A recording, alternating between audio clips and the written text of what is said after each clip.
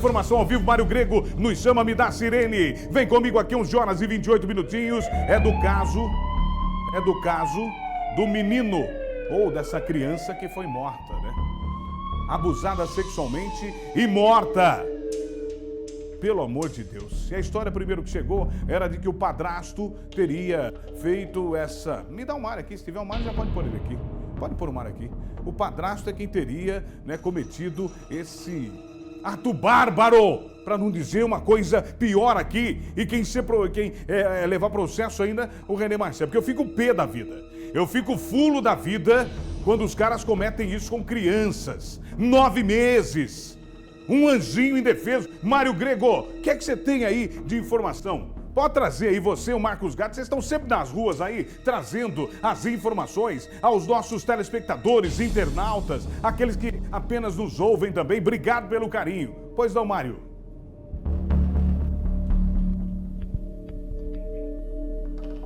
Pois é, Renê, mais um caso chocante aqui na cidade de Campinas. Inclusive, eu e o Marcos Gatti, nós estamos aqui na 2ª Delegacia de Defesa da Mulher, onde esse caso ainda está sendo registrado. Portanto, a morte desse bebê, esse bebê de 8 meses, segundo informações aqui dos familiares, um menininho que era o xodó da família, pelo que eles estavam comentando por aqui. E como eu disse, esse caso ainda está sendo registrado. Vou chegar aqui, Renê, porque a gente está com uma familiar dessa criança. Ela é irmã da mãe exatamente desse bebê e ela topou falar aqui com a gente, claro, sem mostrar o rosto, com medo de toda essa situação, com tudo que aconteceu, todo mundo bastante consternado. Eu agradeço pela sua participação. Explica para nós como que foi o dia de hoje, como que vocês ficaram sabendo de tudo que aconteceu. A princípio de tudo, eu acordei com a notícia dele, né, com a ligação que ele estava sem respirar, estava mal, estava sem vida. A sua irmã te ligou? Isso, me ligou. E aí, nisso, a ambulância, bombeiro, todo mundo já chegou. A gente estava conversando de chamada de vídeo, mas ela estava bem desesperada e eu falando para ela ficar calma, chamar uma das nossas tias que mora perto da residência dela. E enquanto isso, o padrasto foi lá, chamou e tal. E nisso os bombeiros tentaram, ali na chamada de vídeo mesmo, eu vendo, tentando reanimar o bebê e ela toda nervosa, chorando, gritando. Aí, por fim, ela desligou e levaram para o Ouro Verde.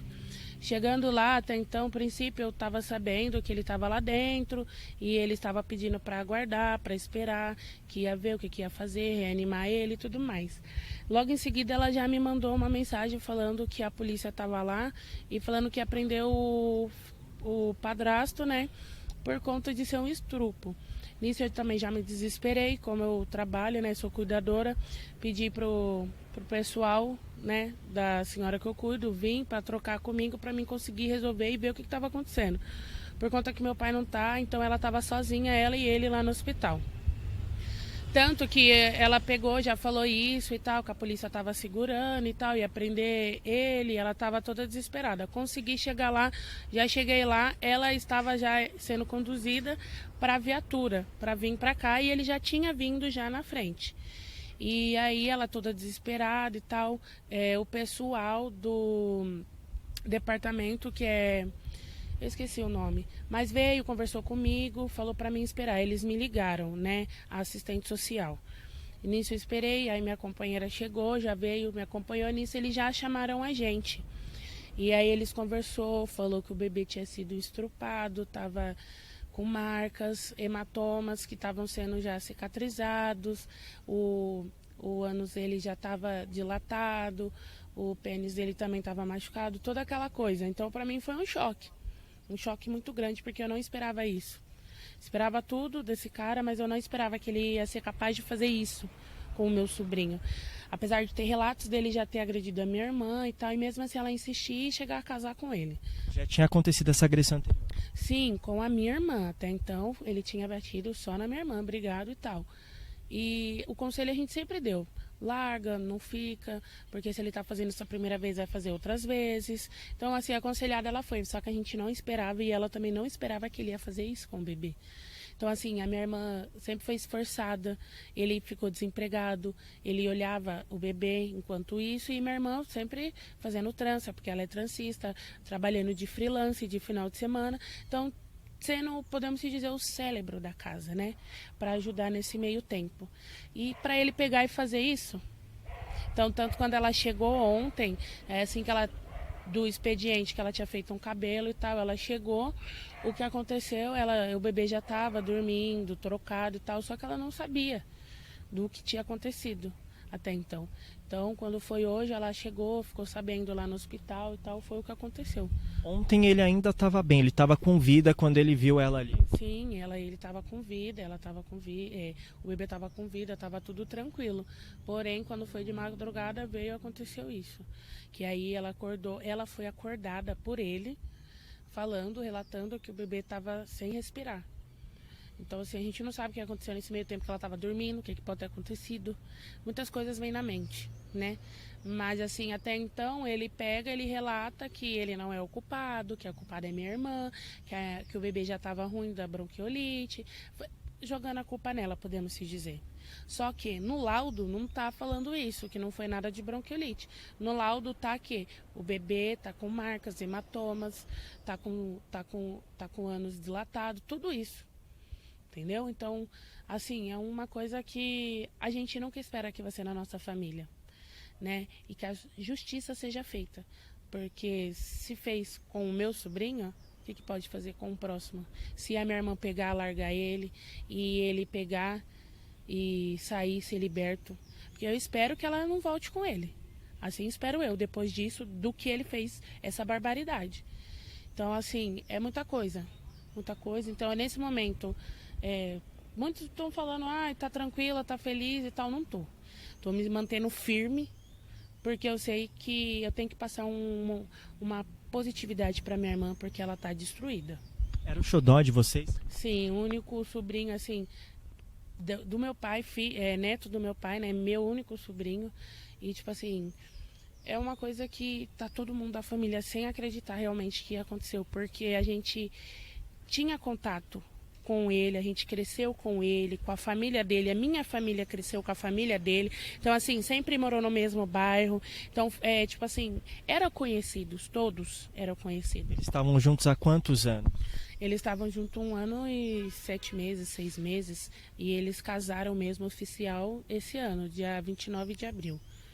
Então, tipo assim, eu acho que por conta de não ser filho dele, ele não tinha por que fazer isso. E o amor ao próximo? Uma criança indefesa, sabe? Então, assim, ele tá a todo momento jogando a culpa na minha irmã. Todo momento jogando a culpa nela, falando que ela é culpada, que ela é isso, que ele tava com bronquiolite. Só que no laudo, a gente tá com laudo e o laudo não fala isso. O laudo fala que ele já tava com marcas. E todos os órgãos genitais, tudo já machucado. Então ele já chegou sem vida. Então, assim, tá sendo bem difícil de acreditar que é com a gente que está acontecendo isso. Vocês já foram ouvidos aqui na delegacia? Então, até então eu acho que o depoimento quem vai dar o depoimento é ela e ele. Não sei se vai ter mais gente, mas a família dele está aí. Então, assim, eu não sei dizer porque eu tô bem afastada para não acabar havendo atrito, briga, discussão. Porque é uma coisa assim, injustiça, né? Injustiça. Isso que vocês querem? A gente quer justiça. Obrigado, viu, pela participação. Boa sorte aí para a família de vocês. É isso então, Renê. Relato aqui da irmã, portanto, da mãe desse bebê de apenas 8 meses que acabou morrendo aqui na cidade de Campinas. Agora tudo isso vai ser apurado. Inclusive, Gatti, vamos ver, a gente consegue chegar aqui só para a gente mostrar, porque a viatura da Polícia Militar que está registrando o caso está bem aqui em frente. Os policiais estão lá dentro. O caso está sendo registrado aqui na 2ª Delegacia de Defesa da Mulher. Como eu disse, tudo isso vai ser investigado, tudo isso vai ser apurado, mas esse laudo aí exatamente do Hospital Ouro Verde aponta, portanto, essas lesões na criança, nesse bebê de apenas 8 meses de vida, e agora esse trabalho exatamente da investigação. A gente vai seguir acompanhando, Renê, qualquer novidade a gente vai trazer aqui a respeito desse caso. Claro, quando a Polícia Militar também sair daqui, a gente conseguir dar uma palavrinha com eles, mas já fica aí, então o registro e também a participação, não é, dos familiares que ainda consternados aí com tudo que aconteceu. Eu volto aí com você, Renê. Obrigado, Mário. Parabéns pelo trabalho seu, do Marcos Gatti, a dupla MG. Esse é o cara. Esse é o padrasto que ela disse que já agredia a sua irmã. Que pelo menos houve um caso de agressão contra a mãe da criança que deu entrada, pelo amor de Deus. E ela disse ali com todas as letras, com dilacerado, pelo amor de Deus, como é que pode uma pessoa em sã consciência abusar sexualmente de um anjinho de 8, 9 meses? Vamos ouvir, nós temos aí, Ana, a entrevista desse padrasto, quando, na verdade, ele descia da viatura, esse suspeito, que tem o nome de Francis, por enquanto é apenas um suspeito, aí na viatura, ele falou com a nossa reportagem. Vamos ouvir aí, vai. Meu filho já estava passando mal, a gente levou ele para o hospital, o Mário Gatti, e ele acho que ele estava com broncolite. Ele já estava com a respiração ofegante, eu falei para a mãe dele. Agora, se o menino morreu, a acusação vem em mim. Você está sendo acusado de estupro, de espancamento, que você, maus tratos dessa criança. Essa criança só ficava com você. Só ficava comigo quando eu não estava trabalhando. Eu fui mandado embora da empresa e às vezes eu ficava com ele, eu não ficava todo dia com ele. Só que caso de estupro isso é muito grave, eu quero ver os exames e tudo. E as mordidas no corpo da criança? Pergunta pra mãe dele, as marcas que saíam nele. Pergunta. Você sabe que é muito grave essa acusação? Eu sei que é grave, por isso que eu não tenho vergonha de falar. Tá rindo, tá muito estranho. Essa aí tá muito tranquilo para trazer uma entrevista como essa. E daqui a pouco já chega também ao nosso departamento de jornalismo da RFTV. A notícia chega primeiro para você. Então fique ligado com a gente, conta para todo mundo. Nós temos o depoimento da mãe também. A mãe também faz o depoimento, mas nesse momento os dois estão detidos na delegacia para que a polícia possa apurar o que na realidade aconteceu. Aqui ela vai conversar com o policial. Eu acho que tem um trechinho aí que ela conversa com o policial. A gente até poderia tentar ouvir ela conversando. Nesse momento ela está falando no celular. Essa é a mãe desse bebê que, segundo o laudo, foi... Aí, vamos ouvir. Ele estava desconfiando, não sabia que era uma mordida. Ele falou, eu fui dar banho no bebê, apareceu. Chegou a hora, hein? Nós trouxemos aqui as informações, ouvimos a irmã da mãe de um bebê de 8 ou 9 meses que foi abusado sexualmente e morto na cidade de Campinas.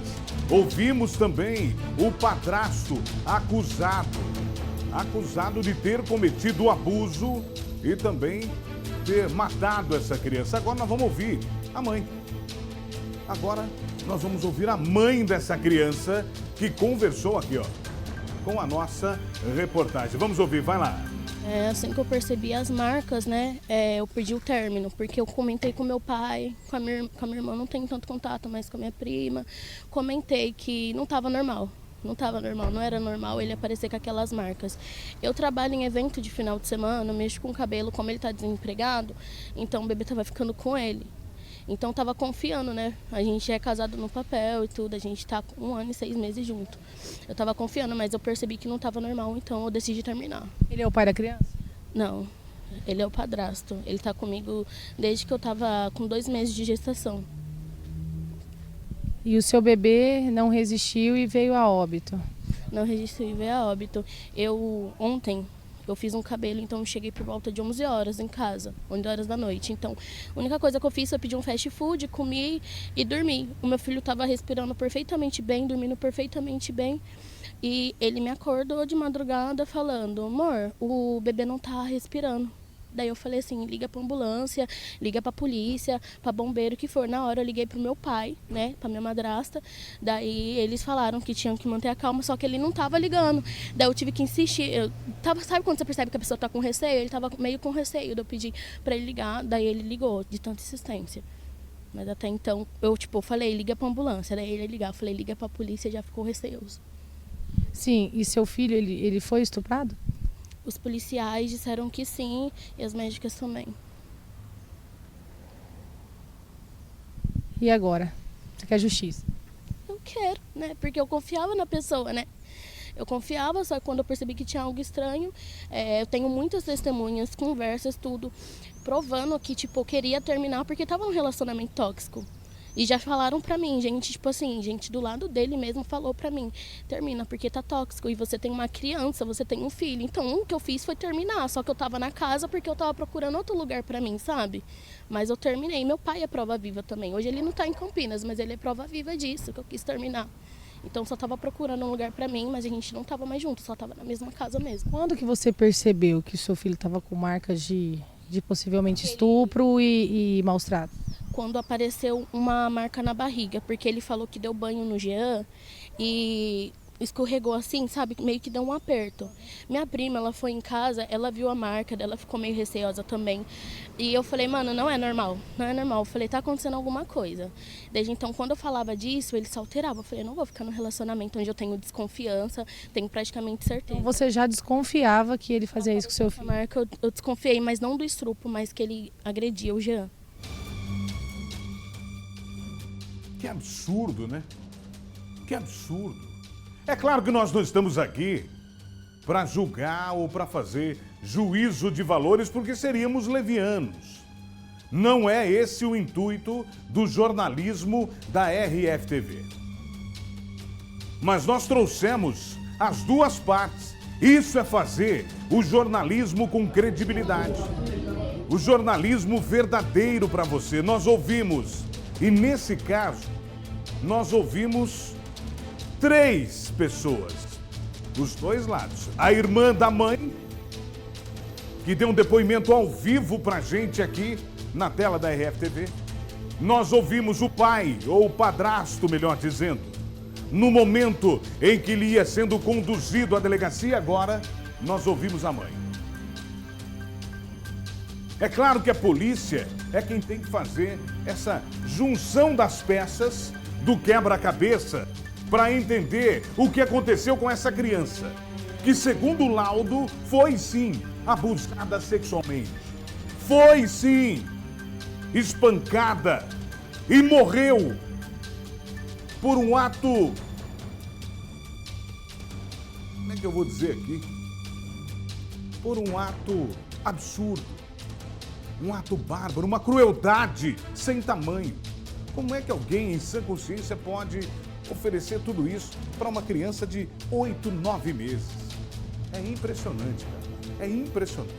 Infelizmente, nós vamos continuar apurando e qualquer coisa a gente traz a informação aqui na RFTV.